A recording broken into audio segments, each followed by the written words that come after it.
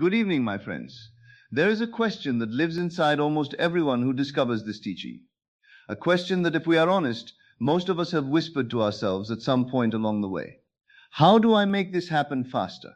And it is a fair question. It is a human question. When you have caught a glimpse of what is truly possible, when you have understood, even for a moment, that the life you want is not a fantasy but a reality waiting to be inhabited, it is completely natural to feel an urgency, a desire to close the gap, to stop waiting and start living. I understand that feeling, and tonight I want to speak directly to it, because the answer is not what most people expect. And the moment you truly hear it, truly let it land, something in you is going to relax. Something that has been gripping and straining and pushing is going to release. And that release itself will be the very thing that sets everything in motion. Are you ready? Here it is. The fastest way to manifest is to stop trying to manifest faster. I know what you are thinking. That sounds like something someone says when they have no real answer. But stay with me, because this is not a riddle. This is not a deflection. This is the most practical, most actionable, most genuinely useful thing I can tell you about the speed of manifestation. Here is why. The moment your focus becomes, how do I speed this up? You have already revealed something about your inner state. You have revealed that you are still living in the gap. You are still occupying the state of someone who is waiting for something to arrive. And waiting, as we have spoken about before, is simply another flavor of absence. It is wishing with a stopwatch. And absence, as the law always confirms, produces more absence. The person who is anxiously trying to manifest faster is in that very anxiety broadcasting the signal of someone who does not yet have what they want.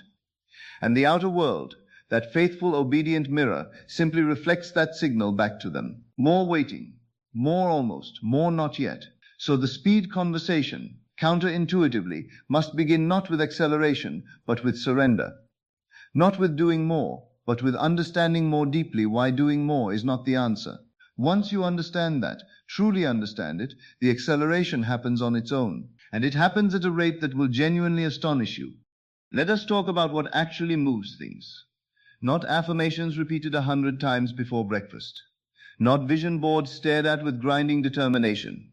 Not the anxious, white-knuckled effort of someone trying very hard to believe something they are not sure is true. What moves things is state.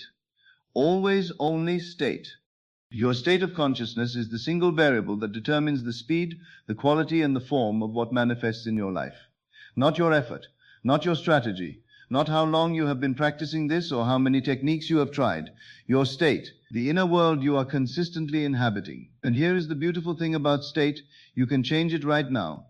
Not after you have worked on yourself for 6 months, not once you feel more confident or more worthy or more ready. Right now, in this moment, you can choose a different state. That is the most radical shortcut there is, and it is available to every single person, regardless of circumstance, regardless of history, regardless of how many times they feel they have tried and failed. The gap between where you are and where you want to be is not a gap of time. It is a gap of state, and states can be crossed in an instant. So let us look at what that actually means in practice. The first thing that genuinely accelerates manifestation is something so simple that people consistently underestimate it. Clarity. Not enthusiasm, not willpower, not the intensity of your longing. Clarity. The vaguer your assumption, the slower everything moves. When your desired reality is fuzzy at the edges, when you know roughly what you want, but have never sat down and gotten truly precisely specific about it, your imagination has nothing solid to inhabit. It is like trying to build a house from a description that says something nice with some rooms. The law is precise. It is exact. It manifests what you are, not what you vaguely gesture toward. And if what you are is vague, it will manifest vagueness back to you. A life that is roughly okay, broadly fine, but never quite the specific, vivid, deeply satisfying thing you were hoping for. So here is the first practical step toward genuine acceleration. Before anything else, before technique, before practice, before you spend another evening doing your mental work, get ruthlessly clear on exactly what you want. Not a category, not an approximation. The specific thing, not more money, but the precise feeling of financial freedom that you are after. What does it feel like in your body? What does a Tuesday morning look like in that life? What do you say to yourself when you wake up? What is the quality of ease you carry through your day? Not a loving relationship, but the specific texture of being truly known and cherished. What does it feel like to sit across the table from this person? What kind of laughter do you share? What does it mean to come home to someone who is genuinely glad you are there? Not better health, but the felt experience of a body that moves freely, that wakes up rested, that carries you through your life with ease and energy. Get specific. Get intimate with the details, because the imagination needs something real to inhabit, and the more real you can make it in your mind, the more readily the law can make it real in your world. Clarity is not a luxury. It is the foundation, and without it you are not really assuming, you are drifting, and drifting is slow. The second thing that accelerates manifestation is the one that most people in this teaching spend years gradually learning, and the ones who learn it quickest are the ones who move fastest. It is the depth of feeling, not the frequency of your practice, not the number of times you visualize, not how many affirmations you repeat, or how many mornings you journal. The depth of feeling you can generate in a single moment of genuine inner contact with your desired reality. Let me be very direct about this because it matters enormously. One genuinely felt moment in the state of the wish fulfilled is worth more than 1,000 mechanical repetitions done from a place of habit or mild hopefulness. One moment, 20 seconds, 30 seconds, where your whole being drops into the reality of your desire with such completeness that there is no part of you watching from the outside, no part of you thinking, I hope this works, no part of you still in the room where you started. One moment like that is a seed planted so deeply, so firmly, that it cannot help but grow. Whereas 100 repetitions done half-heartedly, done because it is part of your routine, done while some background voice in your mind is quietly skeptical, those are seeds dropped on dry ground. They may sprout, but they will struggle. So the question to ask yourself is not how often am I doing my practice, but how real does it feel when I do? And if the honest answer is not very real, it feels like I am pretending, then that is the thing to work on, not the frequency, the depth. How do you deepen the feeling? You slow down, you get quiet, you stop trying to force a state and instead gently invite it. You bring your whole attention to the single scene you have chosen, not the big picture of your whole desired life, but one moment, one conversation, one sensory detail. You let that single detail become more real. You breathe into it. You let your body respond to it, because the body does not know it is imagination. The body responds to what the mind presents as real. And when the body responds, when you feel an actual shift in your chest or your breathing or the set of your shoulders, that is when you know the feeling has landed. That is when the seed goes deep. One moment like that. That is all it takes. Do not measure your practice by the clock. Measure it by the feeling. The third thing, and this one is less dramatic but quietly powerful, is consistency, not intensity. Consistency. A river does not carve a canyon through force. It carves it through the patient, persistent, day-after-day flow of water over stone. And the subconscious mind works the same way. It is moved not by occasional dramatic experiences, though those have their place, but by the steady rhythmic impression of a state held consistently over time. Here is a rhythm that works. A simple, sustainable structure that, if you commit to it genuinely, will compound in ways that will surprise you. In the morning, before the day gets loud, before the world pulls your attention outward, before your circumstances have had the chance to set your mood, spend a few minutes in your desired state. Not a lengthy ritual, just a quiet, deliberate return to the feeling, a brief inhabiting of the life you have claimed. Set the inner tone of your day from the inside, before the outside has a chance to set it for you. During the day, live fully. Engage with your life as it is. Do not spend your waking hours trying to maintain a meditative state or monitoring your thoughts for signs of doubt. That is exhausting and counterproductive. Trust that the morning impression has been planted and simply live. But when natural reminders come, when you see something that makes you think of your desire, when a moment of quiet opens up, let yourself touch the feeling briefly, naturally, without effort, like a musician who hums a melody they love without making a performance of it. And in the evening, before sleep, in that soft, receptive threshold state we have spoken about before, revisit your scene one final time. Not with effort, with gratitude, with the gentle satisfaction of someone reviewing something they love. Let it be the last thing you carry into sleep, so that all through the night, the subconscious is working with the impression you have given it. Morning intention, daytime trust, evening release. That rhythm, held consistently, creates a momentum that builds quietly beneath the surface of your life. And one day you will look around and realize that the outer world has been moving steadily, inexorably, in the direction of what you have been consistently holding within. Consistency is not glamorous, but it is the quiet engine of rapid change. Now we arrive at the fourth element, and I want to give this one the space it deserves, because in my experience, this is the single biggest factor in the speed of manifestation, the one that when people finally grasp it, truly grasp it, not just intellectually but in their bones, produces changes that seem from the outside almost miraculous. It is the dropping of resistance. Resistance is anything in you that pushes back against the reality of your desire. Anything that says yes, but. Anything that monitors your circumstances for evidence that it is or is not working. Anything that carries the low hum of doubt, of desperation, of why hasn't this happened yet. And resistance is extraordinarily common. In fact, most people who are practicing this teaching are carrying far more resistance than they realize. Because resistance is subtle. It does not always announce itself loudly. It often lives in the spaces between the practice, in the quick glance at the bank account that brings a familiar sinking feeling, in the sigh when another day passes without a sign, in the very act of wondering whether you are doing it right. Every one of those moments is a hand on the brake, not a catastrophic one, not one that destroys everything you have built, but a slowing, a friction, an interference pattern in the signal you are trying to send. And here is what I want you to understand about resistance. It cannot be fought. Trying to fight your doubt with determination is like arm wrestling yourself, exhausting, and you are guaranteed to lose. The harder you push against the doubt, the more real you make it. What you resist, as the saying goes, persists. Resistance is dissolved, not conquered. It dissolves in the warmth of genuine trust. It dissolves when you stop monitoring your manifestation and start genuinely living your life. It dissolves when the inner state becomes so natural, so settled, so quietly confident that doubt simply has nothing to grip onto. Think of it this way. When you know, truly know that something is coming, you do not spend your days anxiously checking for it. You know it is coming the way you know the sun will rise tomorrow. Not with white-knuckled certainty, with easy, unremarkable, completely taken for granted confidence. You ordered something you love and you know it is on its way. You do not spend every hour wondering if the delivery will happen.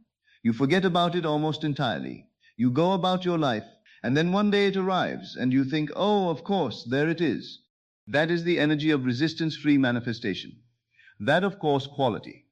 That unremarkable, settled confidence that does not need constant reinforcement because it is not in question. And that energy, that quality of casual, easy, deep-down knowing is the single most accelerating force available to you. The people who manifest most quickly are not the ones working hardest at it. They are the ones resisting least. They plant the seed and genuinely leave it alone, not in a passive, checked-out way, in a trusting, secure, I know what I know way. Clean your state of resistance, and you remove the friction from the path. And a path without friction is a very fast path indeed. Let me give you an image for this. Think of a river running from a mountain to the sea. The water does not try to reach the sea. It does not strain or strategize or worry about how long the journey will take. It simply moves according to its nature, following the path of least resistance, finding its way around every obstacle not through force but through fluidity. And it always reaches the sea. Always, without exception, not sometimes, not when conditions are perfect, always. Your desire is that river. It has its own momentum. It has its own intelligence. It knows the way. Your only job, your one and only job, is to stop placing boulders in the path. Stop placing the boulder of doubt. Stop placing the boulder of monitoring and measuring and wondering. Stop placing the boulder of desperation. Remove the boulders, and the river moves swiftly, naturally, inevitably. You do not have to push the water. You simply have to stop blocking it. There is something I want to address specifically for those of you who have been in this practice for a while and feel, despite your genuine efforts, that things are moving slowly. Because I think this is one of the most important conversations we can have. If things feel slow, the instinctive response is to do more. More visualization, more affirmations, more technique, more effort. And I want to gently suggest that in most cases this is exactly the wrong response. Because the feeling of things moving slowly is itself a state. It is the state of someone who is watching and waiting and measuring. And that state, the watching, the waiting, the measuring, is, as we have said, a form of absence. It is the state of someone who does not yet have what they want. And when you respond to that state by intensifying your practice, you are often simply intensifying the effort from within the wrong state. You are trying harder from the place of lack, and lack, no matter how hard you try from within it, will produce more lack. The counterintuitive move, the move that actually shifts things, is to soften, to slow down, to step back from the practice briefly and simply ask, what state am I actually in right now? And then gently, without force, to shift that state. Not through technique, through understanding, through remembering what is actually true. And that gap closes not through effort, but through ease. Not through doing more, but through being more fully the person who already has what they desire. So when things feel slow, do not push harder. Soften. Remember. Return to the simple knowing, and trust that what is already yours is already on its way. Now let us talk about something that is rarely discussed in this context, but which plays an enormous role in the speed of manifestation. Your inner conversation. Every day, from waking to sleeping, you are talking to yourself. A constant, ongoing, largely unconscious stream of inner commentary about your life, your circumstances, your possibilities, your worth. And that inner conversation is not neutral, it is creative. It is constantly impressing itself upon your subconscious, constantly reinforcing a particular state, constantly shaping the reality that the law is preparing to bring into form. For most people, this inner conversation is a repetition of old stories. Stories inherited from childhood, from past failures, from the slow accumulation of disappointments. Things like this don't happen for people like me. I always seem to get so close but never quite make it. Maybe I am not meant to have this. Maybe I have waited too long. These stories feel like observations. They feel like honest assessments of reality. But they are not observations, they are assumptions. And like all assumptions, the law hears them and says, so be it. One of the most powerful and immediate accelerators available to you is to begin consciously revising your inner conversation. Not by forcing false positivity, not by pasting cheerful affirmations over a churning undercurrent of doubt, but by genuinely questioning the old stories, by asking, is this actually true? Or is this just a habit of thought that I have been repeating so long I have mistaken it for fact? And then slowly, deliberately replacing the old story with a new one. A story that assumes the best, a story told from the end, from the place of already having, already being, already living the life. Things are always working out for me. Opportunities seem to find me with remarkable ease. I am someone for whom good things happen naturally. Not as affirmations repeated mechanically, but as the beginning of a genuine new inner narrative, a story you start to actually believe because you have chosen it deliberately, returned to it consistently, and allowed yourself to feel the truth of it. Change your inner conversation, and you change your broadcast. Change your broadcast, and the outer world has no choice but to change its response. Now I want to speak to the morning, because the morning is one of the most underutilized windows in this entire practice. There is a moment every single day that most people sleep right through, not because they are asleep, but because they rush past it without realizing what it is. The moment between sleeping and waking, that soft, hazy, dreamy interval before the day has fully arrived, when consciousness is beginning to return, but the analytical mind has not yet switched on. When you are still warm and quiet and permeable. That moment, which lasts only a minute or two, but is extraordinarily powerful, is one of the most fertile grounds for assumption that exists. Because in that moment, before your first thought about your to-do list, before your first glance at your outer reality, before your circumstances have reasserted themselves, you have a clear, open, unguarded access to your subconscious. And what you introduce in those first moments of waking will color your entire day. What if, instead of immediately opening to the world, you spent those first moments in your desired state? Before you open your eyes, before you move, just lie there for a moment and breathe into the feeling of the life you have claimed. Let the assumption be the first impression of the day. Let your desired reality be the first thing your subconscious receives as you return to waking consciousness.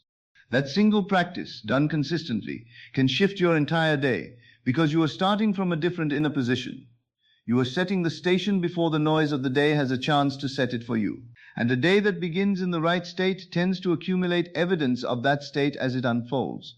The small synchronicities, the unexpected conversations, the doors that open quietly and without drama. Not because something magical is happening, but because your state is attracting its own confirmation, as it always does. Own the morning, own the first moments. They matter more than you know. Now I want to give you what I am calling the real challenge. Not the challenge of visualizing harder, not the challenge of believing more intensely, not the challenge of finding a better technique. The real challenge is this: can you trust completely? Not mostly. Not when the circumstances are encouraging. Not when you feel good and the signs seem positive. Completely. In the silence, in the waiting, in the days when nothing seems to be happening and the old doubts are whispering at the edges of your mind. Can you trust them? Because that is where the real work is.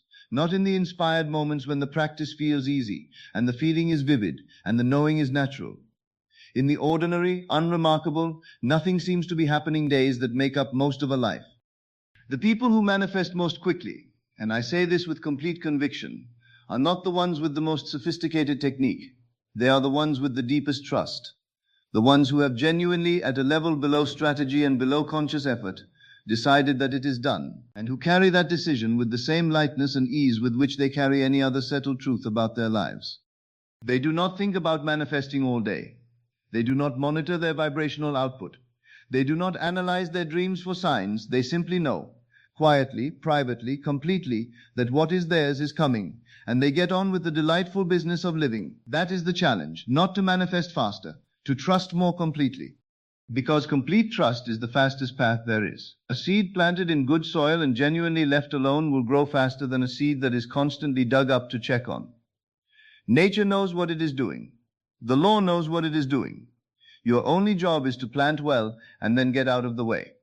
Let me bring this home to something very simple, very clear, something you can carry with you from tonight. If you want to accelerate your manifestation, if you want to feel the genuine momentum of things moving, of reality shifting, of the life you desire beginning to take visible, physical, tangible form, do these things.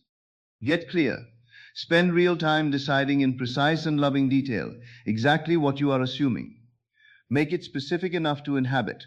Make it vivid enough to feel. Go deep. When you practice, measure success not by duration but by depth of feeling. One real moment in the state is worth more than an hour of going through the motions. Seek the real moment. Be consistent. Morning, day, evening. Set the tone, trust the process. Release before sleep. Let the rhythm compound quietly beneath the surface of your life. And drop the resistance. Every moment of doubt, every anxious monitoring of circumstances, every why hasn't it happened yet. Recognize these for what they are. Boulders in the river. And gently, without drama, remove them. Return to the knowing. Return to the ease. Return to the quiet, settled confidence of someone who knows what they know. Do not try to manifest faster. Try to trust more completely. And in that complete trust, you will discover something wonderful. The thing you wanted, the thing that seemed to be taking so long, was never really far away at all. It was simply waiting for you to stop running toward it and start standing still enough for it to find you. Stand still. Trust deeply. Know that it is done. And watch how quickly everything moves. Because it is already yours. It has always been yours. All that was ever required was your willingness to know that. And now you know. Thank you and good evening. As always, thank you for joining me on this journey into the depths of consciousness. Remember, you are not here by accident. You are here because your soul is ready for this truth. Take these teachings and let them transform not just your mind, but your entire reality. Until we meet again in consciousness, keep assuming your greatness and living from the end of your desires. This is Best of Lectures, and I will see you in the next video.